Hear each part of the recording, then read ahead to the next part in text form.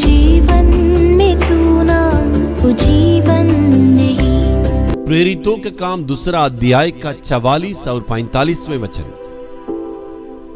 और वे सब विश्वास करने वाले इकट्ठे रहते थे और उनकी सब वस्तुएं साझों की थी और वे अपनी अपनी संपत्ति और सामान बेच बेच कर जैसी जिसकी आवश्यकता होती थी बांट दिया करते थे। और 4 अध्याय का 32 और 33 वचन भी।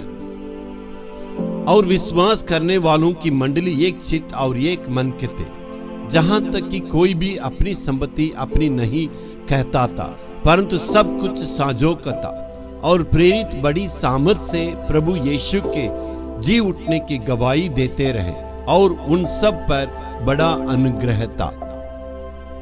इस दोनों वचन की भूमिका को देखिएगा। इस दोनों वचन का उसका तात्पर्य ये है, वो परमेश्वर के राज्य का खोजी रहे और परमेश्वर के राज्य को वो प्रचार किए। इस दोनों कार्य के लिए प्राथमिक स्थान देने के चलते संसार की चिंताएं उनको दबाया नहीं।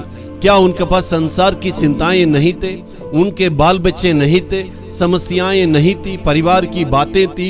ये सारी बातों को छोड़कर सबसे पहले परमेश्वर के राज्य के खोजने में चित्त में रहने के चलते उनके पास चिंताएं नहीं थी, कोई तकलीफ नहीं थी।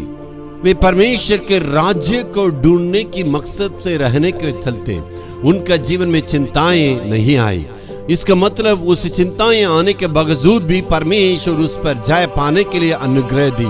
हो सकता परमेश्वर आज आपसे कहता है, इतनी चिंताएं आपको बोझ से दबा रहा होगा, परेशानियां आपको दिक्कत में आपको दबा रहा होगा, लेकिन परमेश्वर उस पर जीतने की अनुग्रह भी प्रभु आपको देने वाले हैं। किसी भी बातों में आप लज्जित नहीं होंगे। जिस बात में आप हार चुके हैं परमेश्वर उस पर विजय को देंगे। इसके बाद सारी बातों में परमेश्वर आपको आगे बढ़ाएंगे।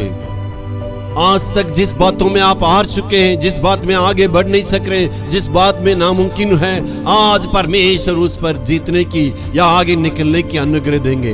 वो पूर्ण अनुग्रह के साथ प्रेरितों ने जैसे काम किया था, उनके ऊपर अनुग्रह की बरकत थी।